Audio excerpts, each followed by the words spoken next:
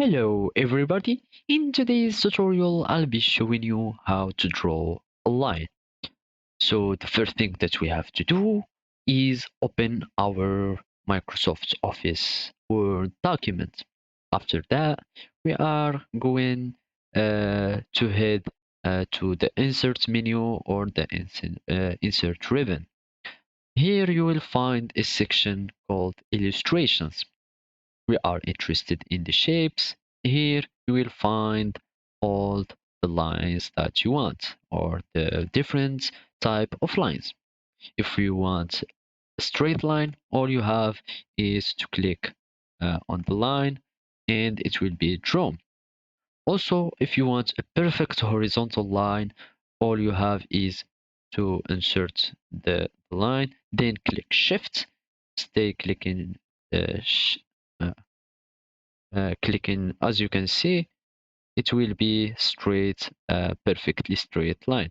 If you want it vertically like this or like this, it will take some straight angles. If we let's just make it this way so I can show you. As you can see, I didn't click shift at the end. We go insert and go shapes line and we insert this type of lines. Then we can add colors or just double click on uh, the shape. We can add effects to the shape or even add uh, width of our line.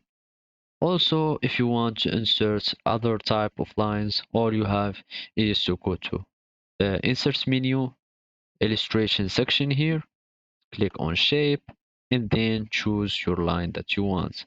This is an arrow line. Let's make it perfectly vertically. As I told you, we just go and click in shift. As you can see, after clicking shift, it will be this way. And you can add the arrows, modified type or uh, the shape of the arrow.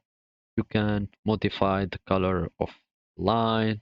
Also, you can add styles or width. As you can see, we can style our line and everything from this kind. So this is how to draw a line on your documents on Microsoft Office Word. Thank you for watching and goodbye.